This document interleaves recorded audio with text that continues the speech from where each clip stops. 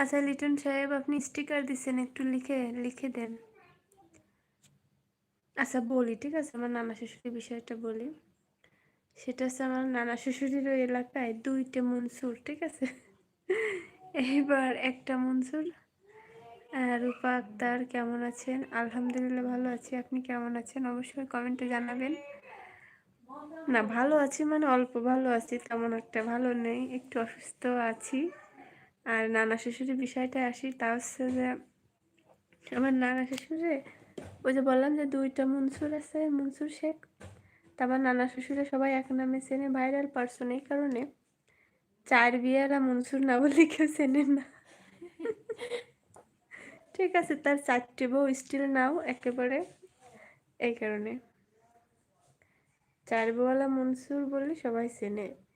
আর মাঝে মাঝে তো তার নাতিরা যে সময় বেড়াতে যেত, মানে ছোটোর থেকে সামান্য একটু বড় হয়েছে, তারা তো একটু লজ্জা পাতো যে যে ধ্যানে উঠবে যে কোন বাড়ি যাবা।